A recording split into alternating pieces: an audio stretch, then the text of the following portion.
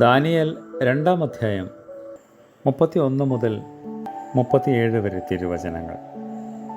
ബരക്കുമോർ. രാജാവ് കണ്ട ദർശനമോ വലിയൊരു ബിംബം, വലിപ്പവും അതിശോഭയുള്ളതുമായ ആ ബിംബം തിരുമുമ്പിൽ നിന്നു. അതിൻ്റെ രൂപം ഭയാനകമായിരുന്നു.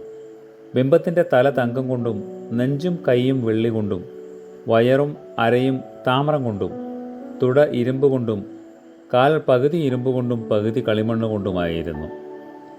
അങ്ങ് നോക്കിക്കൊണ്ടിരിക്കവേ കൈ തൊടാതെ ഒരു കല്ല് പറിഞ്ഞു വന്നു ബിംബത്തെ ഇരുമ്പും കളിമണ്ണും കൊണ്ടുള്ള കാലിൽ അടിച്ച് തകർത്ത് കളഞ്ഞു.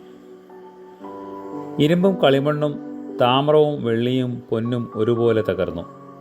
വേനൽക്കാലത്ത് കളത്തിലെ പതിര് പോലെയായി. ഒരിടത്തും തങ്ങാത്ത വിധം കാറ്റ് അവയെ പറപ്പിച്ചു കൊണ്ടുപോയി. ബിംബത്തെ അടിച്ച കല്ല് ഒരു മഹാപർവ്വതമായി തീർന്നു, ഭൂതലമാകെ നിറഞ്ഞു. ഇതത്രേ സ്വപ്നം. അർത്ഥവും അടിയൻ അറിയിക്കാം. രാജാവേ, അങ്ങ് രാജാധിരാജാവാകുന്നു. സ്വർഗസ്ഥനായ ദൈവം അങ്ങേക്ക് രാജത്വവും ഐശ്വര്യവും ശക്തിയും മഹത്വവും നൽകിയിരിക്കുന്നു. കാരുണ്യവാനായ ദൈവവും നീതിയുടെ രക്ഷകനുമേ, ഞങ്ങളോട് കരുണ ചെയ്ത് ഞങ്ങളുടെ പ്രാർത്ഥനകളെ കേൾക്കണമേ. ആമേൻ.